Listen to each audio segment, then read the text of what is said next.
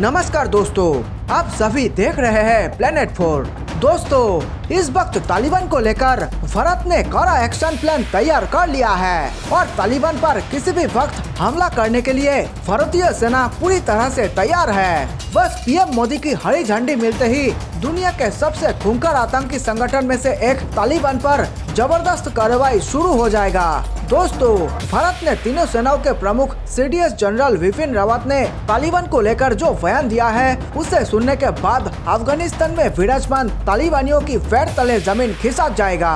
तालिबान को लेकर भारत ने अपना रुख स्पष्ट किया है और चेतावनी भरे लहजे में बता दिया कि अगर तालिबानी आतंकियों ने भारत में कोई भी गतिविधि चलाई या घुसपैठ करने की कोशिश की तो उन्हें उस तरीके से ही जवाब दिया जाएगा जैसे पाकिस्तान के बालाकोट में एयर स्ट्राइक करके दिया गया था। दोस्तों, भारत की इस तरह के बयान आने के बाद अब खबर आ रही है कि दुनिया के और भी कई महाशक्तियां जैसा कि अमेरिका, रूस और ब्रिटेन ने भी खुलकर तालिबान का विरोध करने लगा है और तालिबान को सख्त चेतावनी देते हुए कहा कि अगर तालिबान अपने आतंकी रवैये को कंट्रोल नहीं करेगा तो उसे बड़ी अंजाम भुगतने के लिए तैयार रहना चाहिए। और भले ही तालिबान अभी कह रहा है कि ये 20 साल पहले का तालिबान नहीं रहा, वे बदल चुके हैं, लेकिन कोई भी देश उनके इस बात को मानने को तैयार नहीं कि ये बदला हुआ तालिबान है, क्योंकि हर कोई जानता है ये वही पुराना तालिबान ही है। दोस्तों, तीनों सेना के प्रमुख सीडीएस जनरल बिपिन रावत ने इस बारे में बड़ा बयान दिया है। उन्होंने कहा, अफगानिस्तान में जो कुछ हुआ उसकी उम्मीद पहले से थी।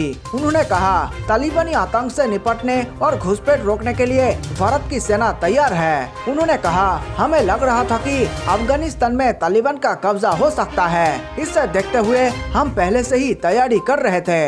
ये वही तालिबान है जो 20 साल पहले था। जो कुछ पहले हुआ था वे फिर से हो सकता है। बता दे कि सीडीएस का यह बयान तब आया है जब देश में घुसपैठ बढ़ने की आशंका है। इससे पहले जनरल रावत जब उत्तराखंड के दौरे पर थे तब भी उन्होंने कहा था कि वे बदलते माहौल को देखते हुए तैयारी कर रहे हैं। इसके अलावा बीते दिनों रक्षा मंत्री राजनाथ सिंह ने भी कहा था कि वैश्विक परिदृश्य में कई नई चुनौतियाँ पैदा हो रही है और उनसे निपटने के लिए पूरी रणनीति तैयार हो रही है। अब केवल ई वीजा पर ही आ सकेंगे अफगान नागरिक। केंद्रीय गृह मंत्रालय ने बुधवार को कहा कि अफगानिस्तान में मौजूदा हालात के मद्देनजर सभी अफगान नागरिकों को अब सिर्फ ई वीजा पर भारत का दौरा करना होगा।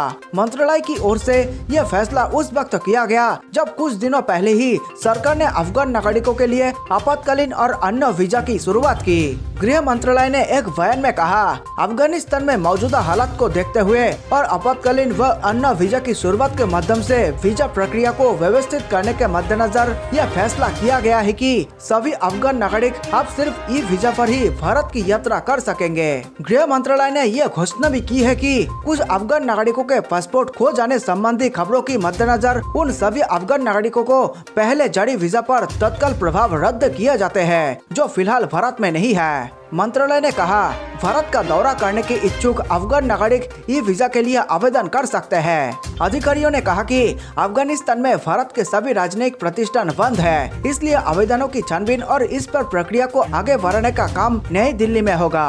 वीडियो में आगे बढ़ने से पहले सभी भारतवासियों को मेरा नमस्कार। देश प्रेमियों, वीडियो को लाइक करके आप 5 स्टार दे सकते हैं ताकि हम आपके लिए रोज ऐसे ही राष्ट्रहित में वीडियो लाया करें। दोस्तों, देश हित से जुड़े तमाम खबरों पर हम लगातार नजर बनाए हुए हैं, इसलिए चैनल को सब्सक्राइब करना ना भूलें। हम चाहते हैं कि भारत के कोने कोने में देश हित से जुड़े सभी जानकारी फ्री में पहुंचाई जाए, तभी हमारा प्यारा भारत चीन से आगे निकल पाएगा। अगर आप हमारे इस मिशन में किसी भी प्रकार की मदद करना चाहते हैं तो इस वीडियो स्क्रीन पर दिए गए हमारे ईमेल आईडी पर हमसे संपर्क जरूर करें। साथ ही नीचे कमेंट में जय हिंद लिखकर पूरे भारत का हौसला बढ़ाएं और वीडियो को व्हाट्सएप, फेसबुक पर दोस्तों के साथ शेयर करके देश प्रेम को फैला दे।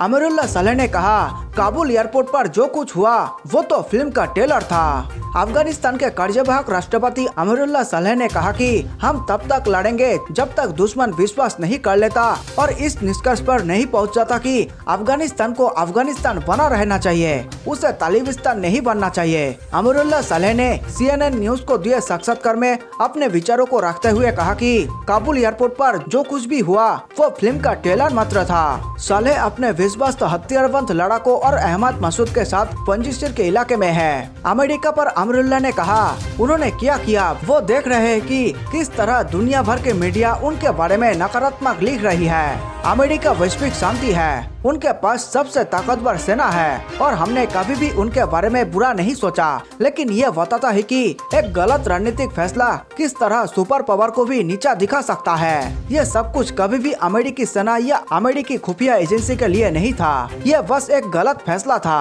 और उन्होंने उसका नतीजा भुगता। जब उनसे पूछा गया कि जमीनी स्तर पर जो कुछ हुआ क्या उसे अफगानिस्तान सरकार की नाकाबिलियत के तौर पर आंका जाना चाहिए, तो सालेह का कहना था, मैं स्वीकार करता हूँ कि मेरी इन सब में अहम भूमिका रही है, लेकिन क्या अमेरिकी फैसले में हमारी भूमिका थी? मैं कहूँगा नहीं, हम उनके फैसले को प्रभावित नहीं कर सके। अफगानिस्तान में जो कुछ भी हुआ, मैं 2 साल से इन नतीजों के लिए चेतावनी दे रहा हूँ। वो अब बस अपनी करनी का नतीजा भुगत रहे हैं। ये एक राजनीतिक फैसला था, इसमें सेना या खुफिया एजेंसी से कुछ लेना देना नहीं है। यहाँ तालिबान ने कोई युद्ध नहीं जीता है, ये तो वाशिंगटन के राजनीतिक फैसले की हार है जिसने ये नौबत खड़ी की। अमेरिकी राष्ट्रपति जो बाइडेन ने घोषणा की है कि वो तालिबान के कब्जे वाले अफगानिस्तान से अमेरिकन, खतरे में मौजूद अफगान और अन्य लोगों को निकालने के लिए जोखिम भरे एयरलिफ्ट को पूरा करने के लिए 31 अगस्त की अपनी समय सीमा पर कायम है। उनके इस फैसले ने उनके साथी नेताओं की, जो लोगों को बाहर निकालने के लिए थोड़ा और समय चाहते हैं, आलोचना का शिकार बनाया है।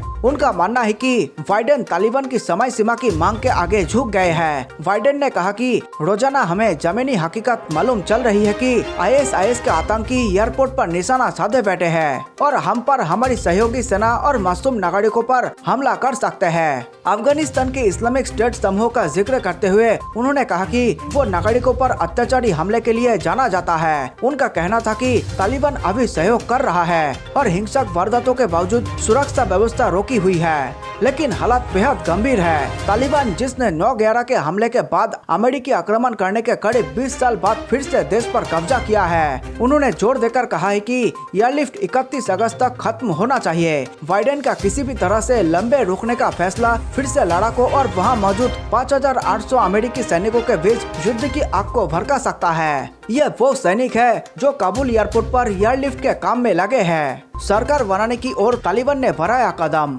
अफगानिस्तान के मौजूदा हालात को देखते हुए 31 अगस्त 2021 की तारीख बेहद अहम हो गई है, क्योंकि तालिबान अब अफगानिस्तान में अपनी सरकार चाहता है और इस ओर उसने कदम बढ़ा भी लिया है। तालिबानी सरकार ने मुल्ला अब्दुल कयूम जकीर को अपना सबसे अहम काम दिया है और वो अफगानिस्तान की हिफाजत का जिम्मा है। मुल्ला अब्दुल कयूम जकीर को तालिबान ने अफगानिस्तान का नया कार्यवाहक रक्षा मंत्री बनाया है। कभी ग्वांतनामो की जेल का कैदी रहा कयूम जकीर अब अफगानिस्तान की रक्षा का जिम्मा संभालेगा।